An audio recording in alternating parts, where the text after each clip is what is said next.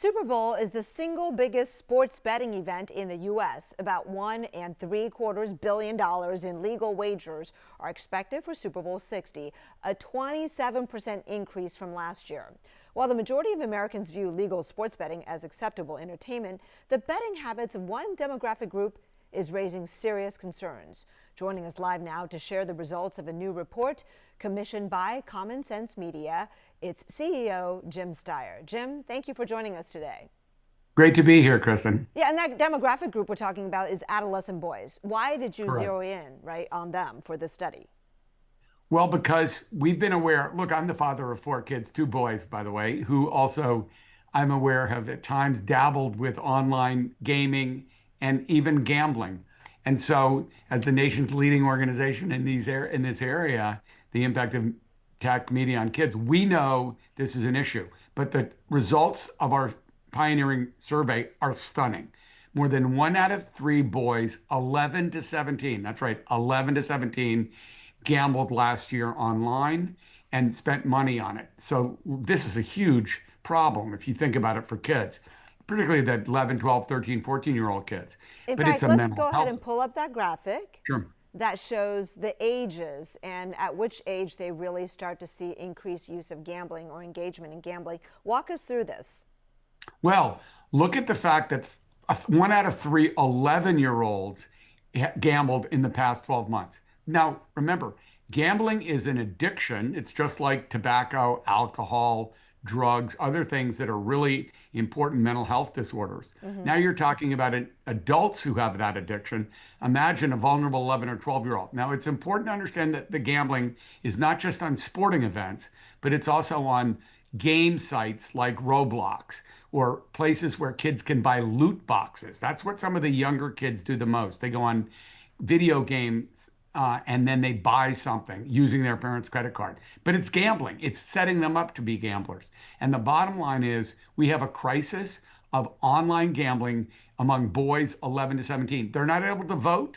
They're not able, in many cases, to drive a car, but they're able to gamble online. And that is not okay. Yeah, and I'm curious how they get sucked in, right? We already saw that graphic showing where they get exposed, like on Right. YouTube or TikTok. But talk about, where we have another graphic that we can show that I think gives some insight into that.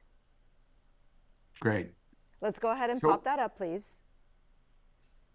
The other one. the, There's another one. and Okay, we talked about how we see them on YouTube and social media, but really here, how did they first get exposed about content about gambling or betting?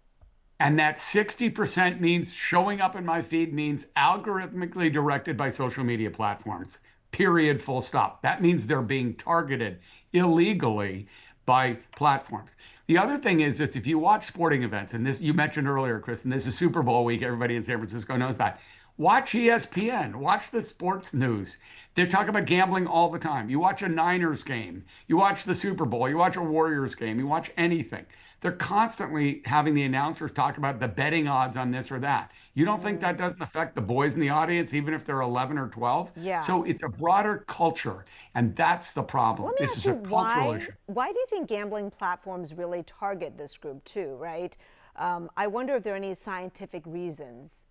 Sure. It's called making money. That's a scientific reason, Kristen. It's called making money, big I bucks, was thinking because something they're wired in cheap. the brain, the There you male go. adolescent Because they're brain. teeing you up to be a gambler. By the way, the gambling culture is completely out of control in this country. And as I said, the leagues are responsible, the television networks are responsible, and many of the sites for online gambling and the DraftKings and FanDuels, all these guys, they're marketing to everybody, but they're marketing to underage kids, particularly boys. And the bottom line is we have to stop that. So there's a legislative solution that involves age verification and other things. And then obviously parents need to know this is happening. The Super Bowl week's a great time to talk about this because your kids are being bombarded with messages about gambling. That's different than being on a gaming site and buying a loot box.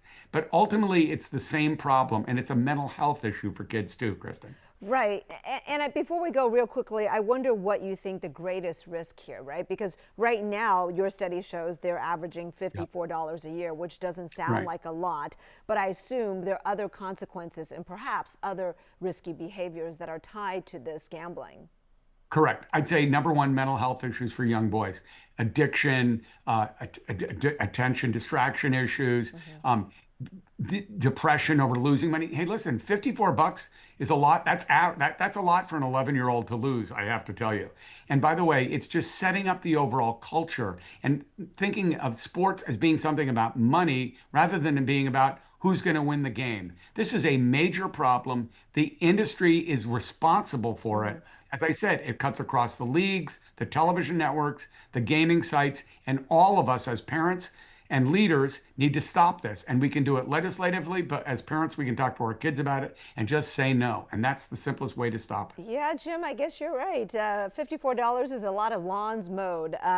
Thank you very much. And parents, you mentioned the monitoring. Go to Common Sense Media. What is your website for more information? Commonsense.org. I hope most of our audience know commonsense.org. And Kristen, thank you very much. Think about this during Super Bowl week and in the weeks to come. We really appreciate it. Thank you, Jim.